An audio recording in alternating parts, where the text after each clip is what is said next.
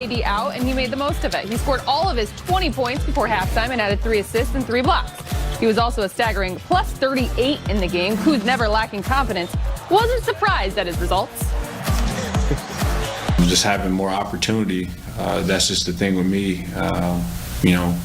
Anytime I have opportunity, I just try to seize the moment and take it full on. And in a season like this, playing back-to-backs, coach and the organization being conservative with Brown and AD, it just allows me to, on those nights, just work on my game and put to life with game reps, what I work on every day, rather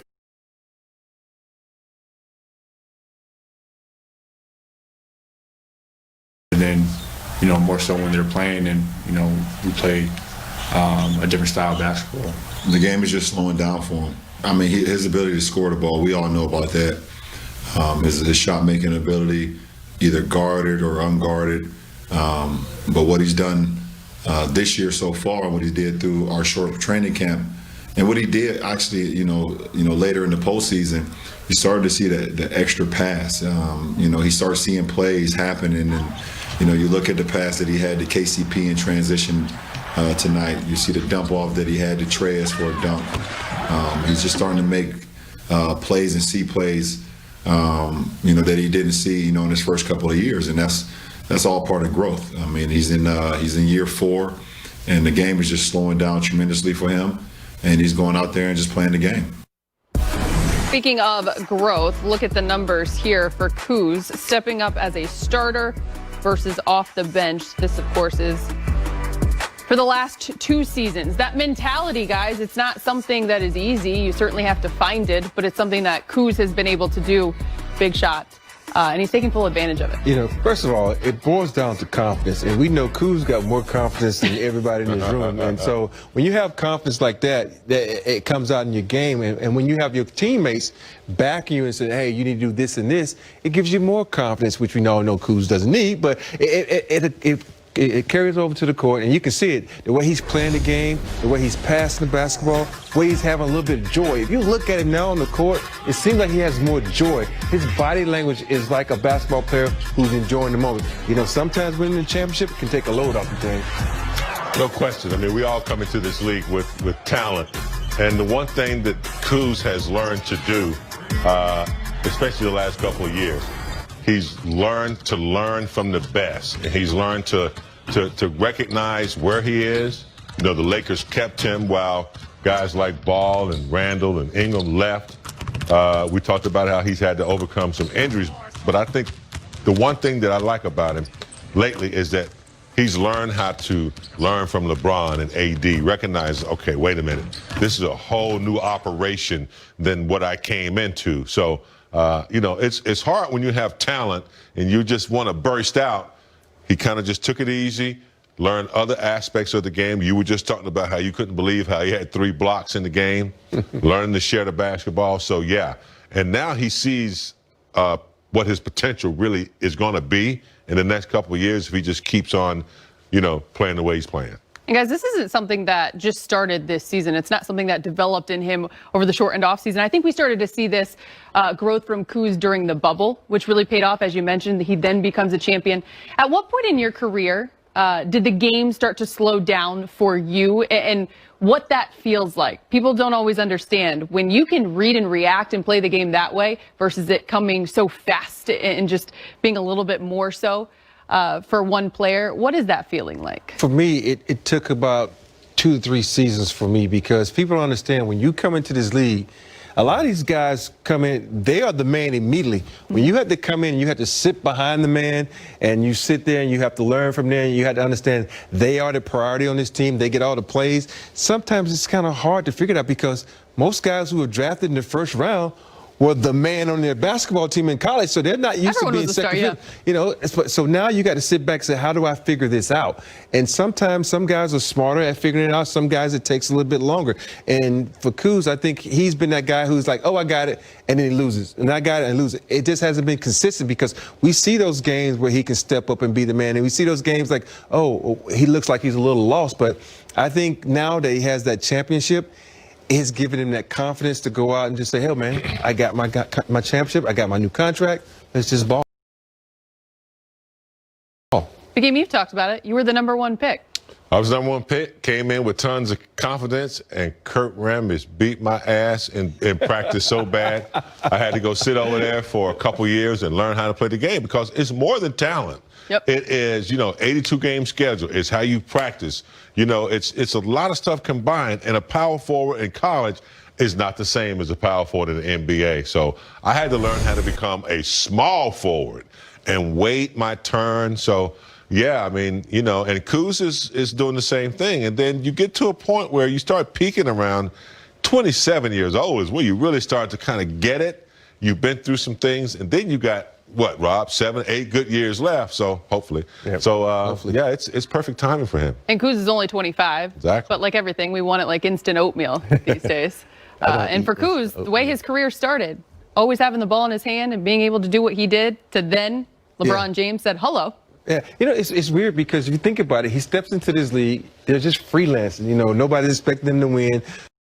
So you can do what you need to do to try to just play basketball and enjoy the moment and not really think the game. You plan the game. And people don't understand that's two different things. There's a lot of people who can play this game, and there's a lot of people who can think this game, but can you put the two together and make a good product? And in college, you get maybe one elite player, maybe once a week, twice a week. NBA, 3 or 4 times a week, you're going up against a Hall of Famer. So you don't get no time off. It makes you a man quickly. Spoken like a true Hall of Famer. The Lakers and Blazers are about a half hour from tip-off. Tip-off is at 7 here on Spectrum Sportsnet. The Lakers have won 8 of the last 11 meetings, including 4 of 5 in the opening round of last season's playoffs. As we say hello and welcome to Access Sportsnet Lakers, brought to you by your Southern California Toyota dealers. I'm Allie Clifton, joined by the Hall of Famer, big game James Worthy, 7-time champ Robert Horry. Mike Bresnan is here. Mike Trudell will join us in a minute. Geeter is running point for halftime and post. Rob, it's the first time we've seen you since the real show began. Good to see you. I know. Happy holidays to you guys. I missed you guys. Y'all had Fish here, but y'all didn't have me here, even though I've been here longer, but okay. Well, we talked about you, though. We talked about you on the show. That's good. And I apologize. I was out doing honeydew, so I didn't get a chance to see the show. So blame Candace. Candace is your fault. A smart man. Happy wife, happy life is not blaming it on your wife. But I missed the game, though. I missed y'all show.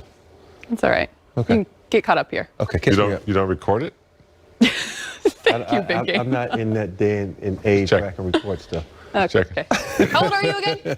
Let's first update you. We've got some update, guys. The Lakers duo and their status for tonight. LeBron James, who was initially listed as questionable after re-aggravating his left ankle sprain, will play tonight. Anthony Davis will also be in the starting lineup after sitting out last night's win against the T-Wolves with a right calf contusion.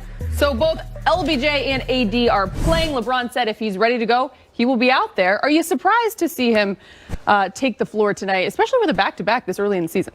I'm a little bit surprised after, I think twice turning that ankle in the last couple of weeks or so.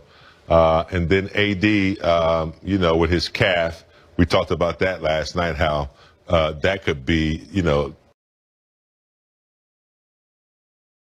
difficult sometimes if there's a strain there, or I think Fish was talking about sometimes it could be like a groin.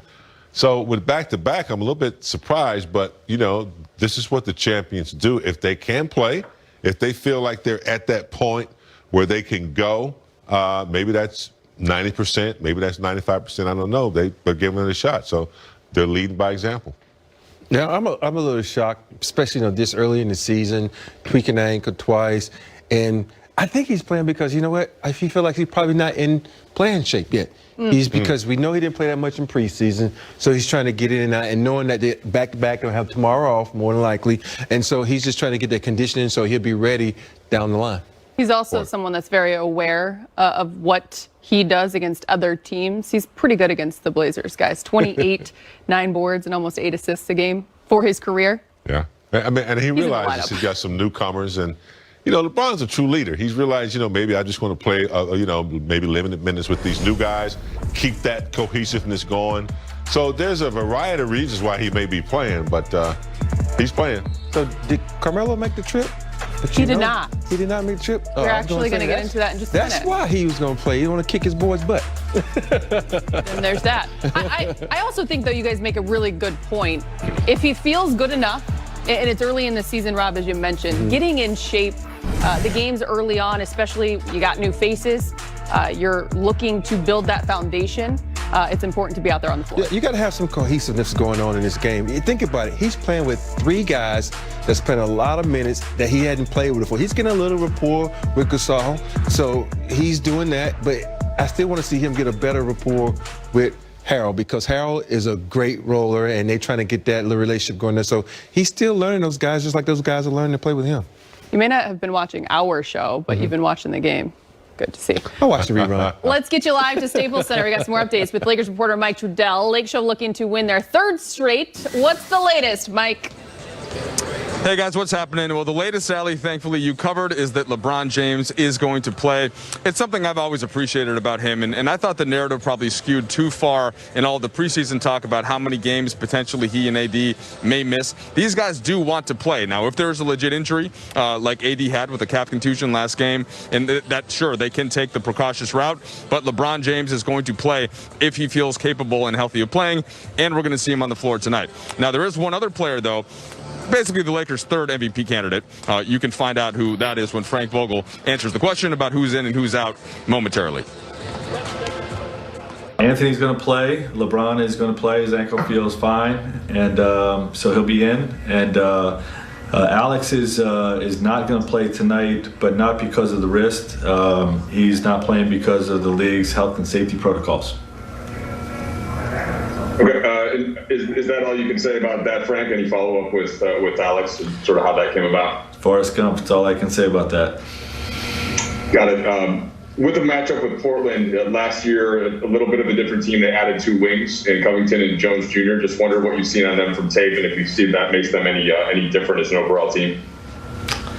Yeah, they're different for sure, and you know, we're not going to see them with Carmelo, but you know, they're both you know, athletic wing defenders, you know, who can impact the game, and you know, they've given them a good early burst in their first 2 games, and you know, definitely think they're better at those positions.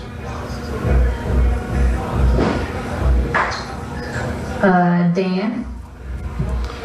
Hey Frank, I'm curious, how have you been able to kind of keep staff from, and I guess maybe, is all the staff good with like contact tracing and stuff, first of all, and how have you been able to keep them safe when as you've had these players kind of fall into these health and safety protocols?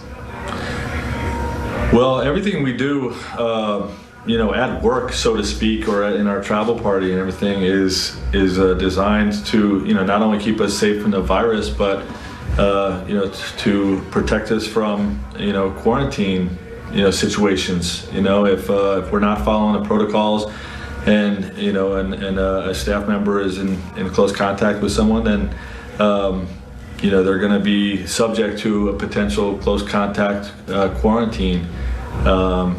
You know, that's at work. If we're following, that's why we feel like it's safe to go through an NBA season the way we're doing it. You know, because all these protocols are in place to keep everyone safe. So we make sure we follow them, and you know, I think you know, the things that you have to think about is, you know, that's not the only place people are.